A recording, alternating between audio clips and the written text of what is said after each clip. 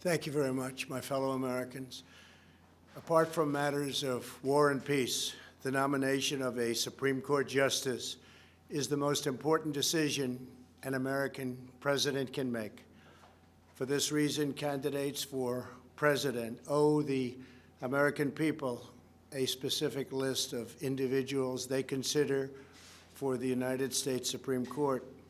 4 years ago, I announced my first list of highly qualified candidates and promised to fill Justice Scalia's vacant seat from among those names. And just days after my inauguration, I kept that promise when I nominated Judge Neil Gorsuch, and as you know, he has been very spectacular. A year later, I nominated, and the Senate confirmed, another outstanding justice, Brett Kavanaugh. By the end of my first term, we will have confirmed a record number of federal judges, over 300, all of whom will faithfully uphold our Constitution as written. What has always made America exceptional is our reverence for the impartial rule of law. People have come from all over the world to pursue the American dream based on this sacred principle. Equality under the law is the bedrock of our society. It is the principle that inspired American heroes to abolish slavery and end segregation, secure civil rights, and build the most free and just nation in history. Unfortunately, there is a growing radical left movement that rejects the principle of equal treatment under the law. If this extreme movement is granted a majority on the Supreme Court, it will fundamentally transform America without a single vote of Congress. Radical justices will erase the Second Amendment, silence political speech, and require taxpayers to fund extreme late-term abortion. They will give unelected bureaucrats the power to destroy millions of American jobs. They will remove the words "under God" from the Pledge of Allegiance. They will unilaterally declare the death penalty unconstitutional, even for the most depraved mass murderers. They will erase national borders, cripple police departments, and grant new protections to anarchists, rioters, violent criminals, and terrorists.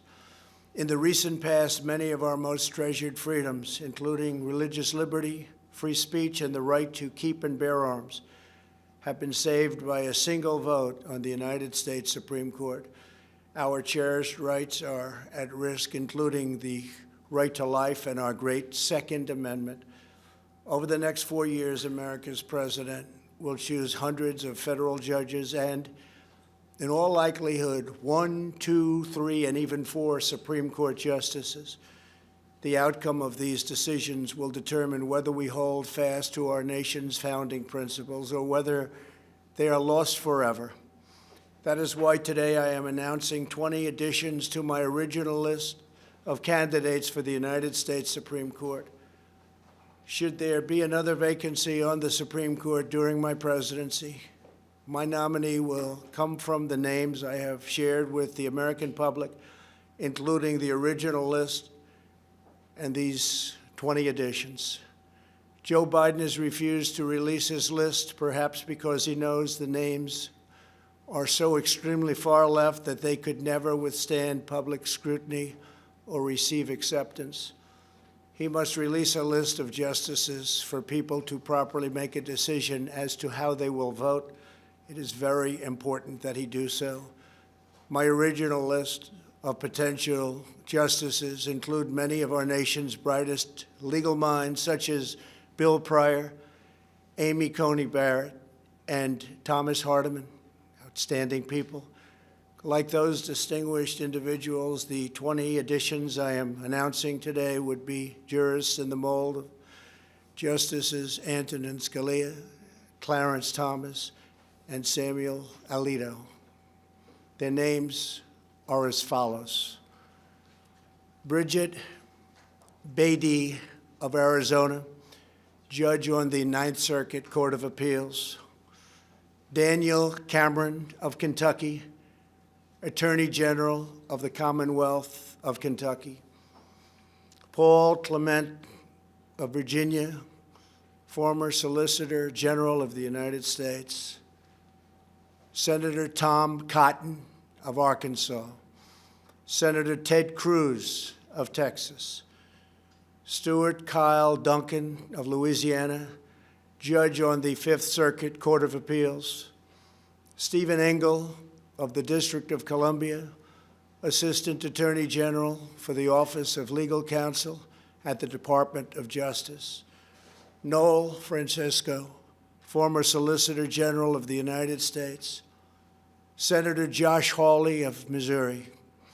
James Ho of Texas, Judge on the Fifth Circuit Court of Appeals, Gregory Katsas of Virginia, Judge on the District of Columbia Circuit Court of Appeals, Barbara Lugoa of Florida, Judge on the 11th Circuit Court of Appeals, Christopher Landau of Maryland, United States Ambassador to Mexico, Carlos Muniz of Florida, Justice on the Supreme Court of Florida, Martha Packold of Illinois, Judge on the District Court for the Northern District of Illinois, Peter Phipps of Pennsylvania, Judge on the Third Circuit Court of Appeals, Sarah Pitlick of Missouri, Judge on the District Court for the Eastern District of Missouri, Allison Jones Rushing of North Carolina, Judge on the Fourth Circuit Court of Appeals,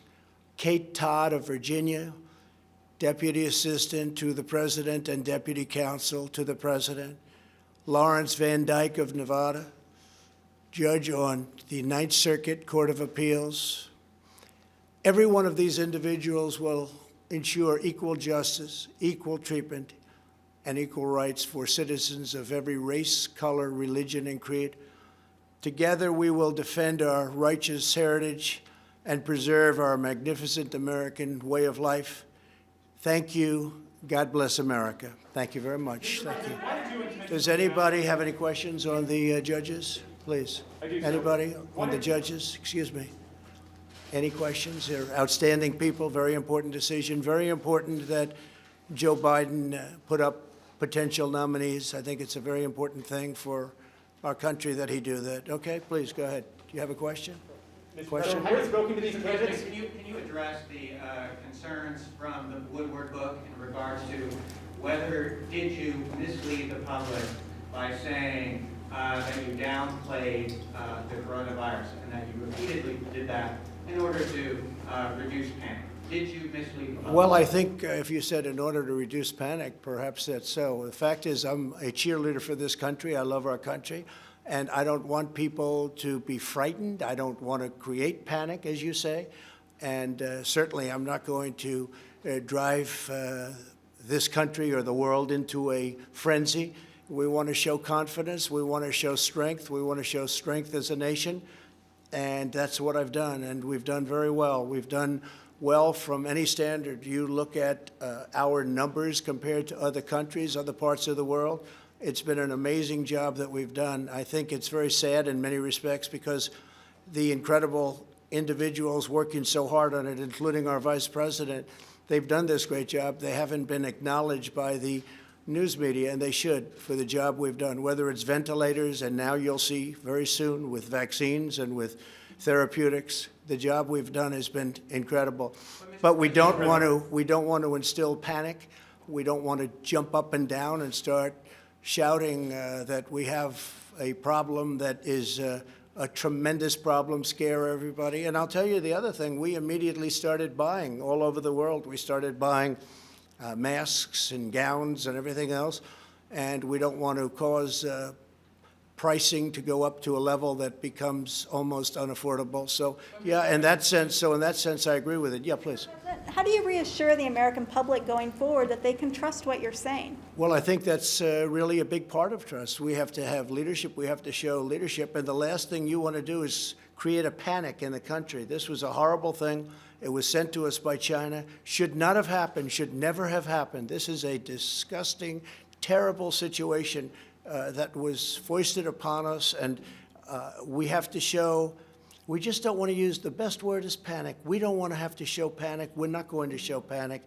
And that's exactly what I did. And I was very open, whether it's to Woodward or anybody else. It's just another political hit job. But whether it was Woodward or anybody else, you cannot show a sense of panic, or you're going to have bigger problems than you ever had before. Please. Respectfully, sir, your comments amounted to more than trying to reduce panic. So on February 7th, you told Woodward it's more deadly than your strenuous flu. Go ahead, please. Mr. President, don't you think if you were more forthright with the American people, more lives could have been saved? Do you take responsibility at all for some of the 200,000 deaths that we've had? So I think if we didn't do what we did, we would have had millions of people die. We closed up our country. We closed it up very, very quickly, very effectively. We did a job. We learned about this horrible disease, along with the rest of the world, which had to learn about it. And then we opened it up, and now we know the vulnerable. We know who it attacks, who it's so vicious against. And I think we've done, from every standpoint, a incredible job. We shouldn't have lost anybody. Nobody should have lost. China released something that they shouldn't have been allowed to they should not have released. It came out of China. It went to Europe. It went all over the world. Should have never happened. They could have stopped it. They stopped it from going into the remainder of China. It started in Wuhan, and they stopped it. But they didn't stop it from coming to our country. Now, we had to show calm. We had to show, if it was up to you or whoever, I have no idea what he said in the book. And again, it's a book that I gave him some quotes, and frankly, we'll see how the book turned out. I have no idea. You're asking me questions for the first time. But again, the last thing we can show is panic or excitement or fear or anything else. We had to take care of the situation we were given. Now, long before anybody else wanted to do it, I closed our borders to a very heavily infected China. If I didn't do that, we would have had hundreds of thousands more people die. Dr. Fauci said it. Many people said it. It was a great decision. It was a decision I made, and I had to make. It was a decision that a lot of people thought I was wrong. Nancy Pelosi said I was wrong. Joe Biden said I was wrong. They all came back, and they said it was the right decision. And I was way early. That was in January, the end of January I did that. So that was a very good thing we did. Otherwise, we would have had hundreds of thousands more. But if we didn't close the country, we would have been talking about millions of people instead of the numbers that we have right now. You mentioned that you were trying to avoid price gouging, but you mentioned to Bob Woodward that you recognize that this virus spread through the air on February 7th. You didn't begin Project Airbridge until March. You didn't use the Defense Production Act until March. You didn't start ramping up ventilator production until March. You didn't really think it was going to be to the point where it was. All of a sudden, the world was infected. The entire world was infected. Everyone was scrambling around looking where to buy face masks and all of the other things. We've opened up factories. We've had tremendous success with face masks and with shields and with the ventilators. We're now supplying the rest of the world. We have all the ventilators we can use. And remember this, the ventilators were very important. Not one person that needed a ventilator didn't get it. And these are very complex, expensive machines to make. We opened up something like hadn't been done since the Second World War. We've done an incredible job, but we don't want to run around screaming, shouting, oh, look at this, look at this. We have to show leadership.